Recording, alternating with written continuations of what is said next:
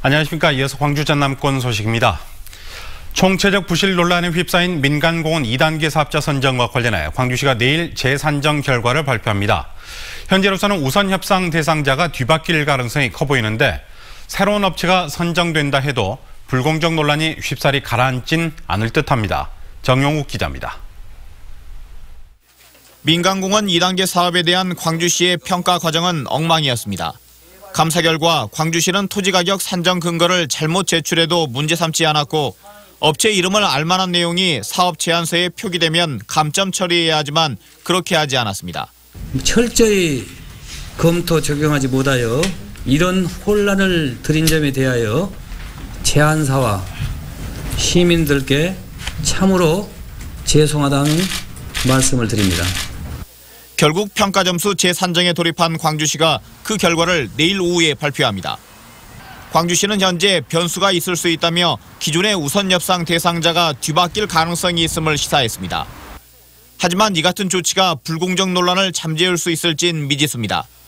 시청 안팎에서는 시가 감사 결과를 입맛대로 수용하면서 특정 업체를 밀어주기 위한 재산정 발표가 아니냐는 뒷말이 터져나오고 있기 때문입니다.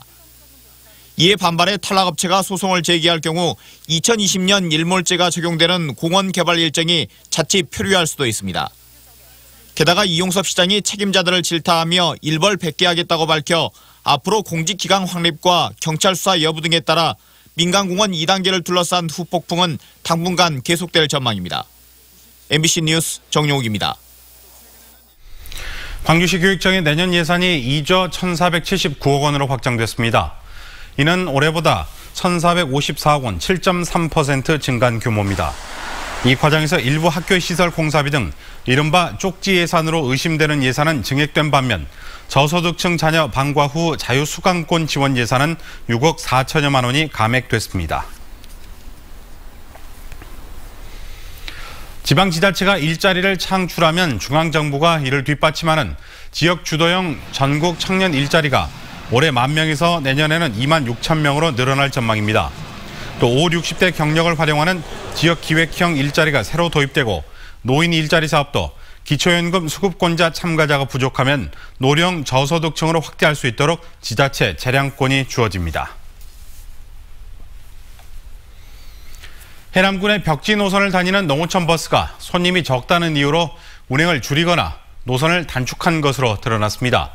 그러나 버스업체를 처벌할 근거가 없어 아무런 제재를 못하고 있습니다. 신광하 기자입니다. 농어촌 버스 38대를 운영하는 해남교통입니다. 지난 2월부터 6개월 동안 벽지 노선에서 97회를 운행하지 않았습니다. 또 최근에는 일반 노선에서도 114회 결행 사실이 확인됐습니다. 모두 막차 운행 과정에서 손님이 없다는 이유로 정점까지 가지 않은 겁니다. 무근을 막론하고 어떤 민원이 발생하지 않도록 이게 교육도 시키고 본인들도 그렇게 하기로 약속을 했으니까. 해남군은 모두 7,800만 원의 과징금을 부과하기로 하고 지난달 업체에 예고문을 보냈습니다. 그러나 업체 측이 이의 신청을 하면서 상황이 달라졌습니다. 운행 기록 장치 장착과 활용을 규정한 교통안전법에는 전자기록을 근거로 처벌해서는 안 된다는 규정이 명시돼 있기 때문입니다. 법에 명시된 그 근거대로 봤을 때 어떤 시간적인 낭비가 아니냐. 그래서 어쩔 수 없이 저희들이 허가치 우리가 취소를 할 수밖에 없었습니다. 디지털 기록의 증거 능력을 배제하는 조항은 지난 2013년 버스 운행 기록 장착 의무화 과정에서 버스 조합이 반발하면서 삽입된 것으로 알려졌습니다. 법을 위반한 사실에 대해서 제재를 할 수 없다라고 한다면 우리가 수십억에 달하는 재정을 지원하고 있는 데 대한 관리 감독 권한을 제대로 행사할 수 없지 않겠습니까? 해남군이 농어촌 버스 보조금으로 지급하는 예산은 연간 20억 원, 전국적으로 연간 5천억 원 이상이 버스 회사에 지급되고 있습니다. 그러나 전자기록을 운행 투명성 확보에 활용할 수 없다는 법률로 인해 노선버스 관리 감독에 또 다른 예산과 인력을 투입해야 할 상황입니다. MBC 뉴스 신광하입니다. 조선대학교가 수시 모집 합격자 명단을 잘못 발표해 78명의 수험생이 불합격 처리된 가운데 피해 수험생들에 대한 구제 대책이 없는 것으로 확인됐습니다.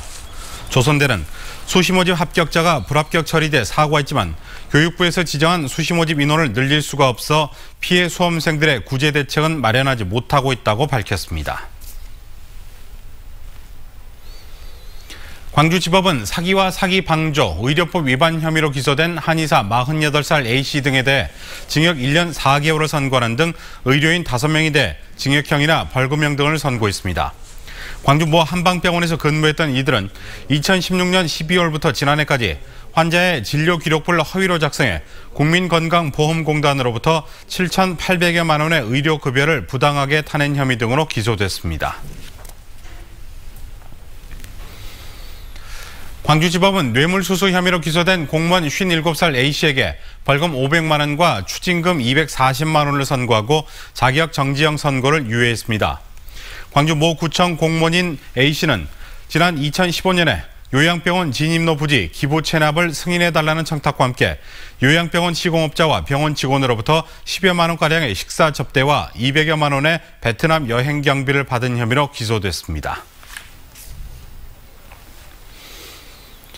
오늘 오전 5시 10분쯤 여수시 삼산면 검은도 남쪽 해상에서 700톤급 탱커선과 100톤급 어선이 충돌했습니다.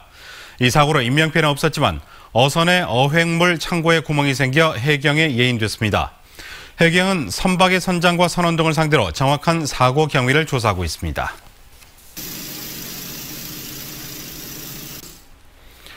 광주시가 내년에 버스 도착 안내 단말기 130여 대를 추가로 설치합니다. 광주시는 2022년까지 1,100여 곳에 버스 도착 안내 단말기를 설치할 예정이며 현재까지 27%의 설치율을 보이고 있습니다. 버스 도착 안내 단말기에는 미세먼지 상태와 현재 온도 등 다양한 정보가 표시될 예정입니다. 광주시가 올해 정부로부터 특별교부세 521억 원을 확보했습니다.